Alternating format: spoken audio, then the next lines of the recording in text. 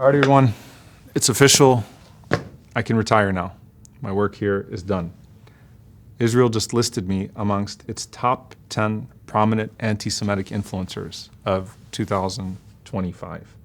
And you can see here, it puts people like Tucker Carlson and Greta Thunberg. And it has these red triangles, ironically, pointing towards us, it seems. And I just want everyone to kind of take a step back and realize that this, to me, is nothing but another sign of Israel's panic. And the fact that they know that their propaganda is not working and that people can see right through it. And I've been sent this list now so many times over the last 3 days. It's crazy. I've been sent this list by people in the Arab world. I've been sent this list by people, obviously, that are seeing it now pop up on English news sites. And I want everyone to understand that as Palestinians, we take this as a badge of honor, that they're panicking, that they're falling apart, and they know they're falling apart. In fact, it was really interesting when I sent this to my father. He responded with, "Congrats, you made the honor list." Literally says, "You made the honor list."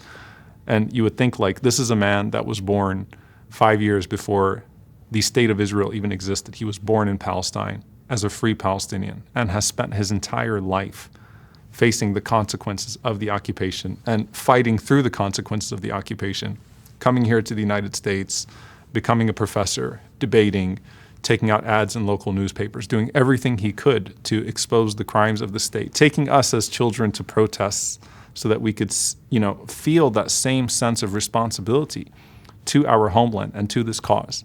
And he's not afraid, because none of us are afraid, and no one should be afraid.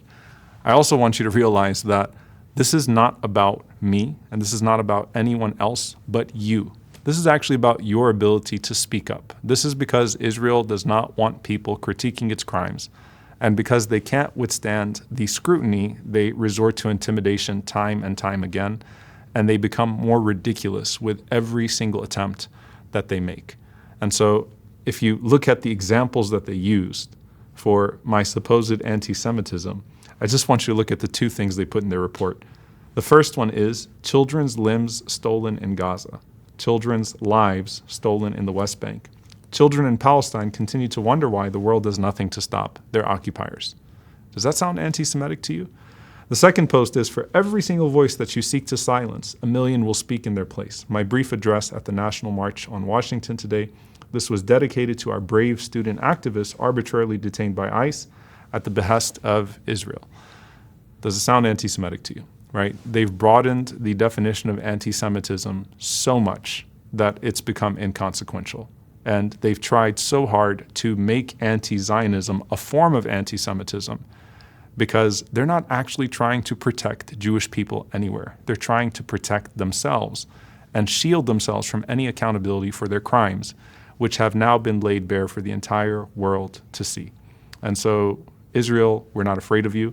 And I want you to know, whoever compiled this report, that we're going to do everything that we possibly can do to make sure that we're on your 2026 report and your 2027 report, or however long you continue to traffic in this nonsense. And I want to send a message especially to those that are concerned, or to the activists, first and foremost to those that have actually been doxxed by Israel, because these shady watch lists have been, put through all sorts of systems and institutions in the United States. And that should be a cause of concern for any American, that it's not just your politicians that are responding to lobbies. It's not just your mainstream media newsrooms. It's your academic institutions that are responding to watch lists on professors and expelling students on behalf of official Israeli government agencies, and people getting fired from hospitals, and law students never being able to find work because of these watch lists that are being published. That, at the end of the day, for me, all I've really seen is an uptick in hack attempts, desperate attempts to run ads on my name.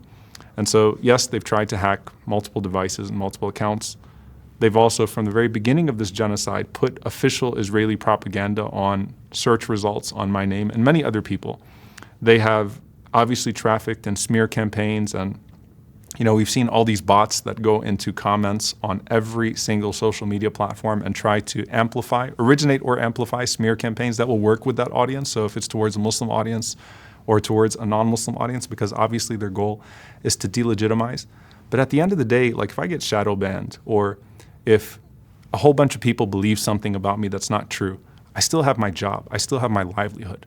The fact that school teachers and med students and law grads are getting fired because of this, because they dare critique Israel, should be alarming to each and every single one of you, right? And that should be something that you think about.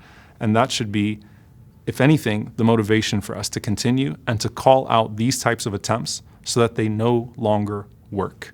And so my message to Israel, I'm an imam, I can't curse. So I'll try to keep this as PG as possible. I'm just going to say we're not afraid of you, and we're going to keep on doing this. My message to everyone else is keep going and do not be afraid. And at the end of the day, these attempts will become more pathetic and pitiful, and our efforts will become more organized and unifying and make evident not just the crimes of the state of Israel against innocent people, but the imperative for everyone to take a moral stand against apartheid, against genocide, against occupation. So thank you for your concern. I'm not actually retiring. Assalamu alaikum.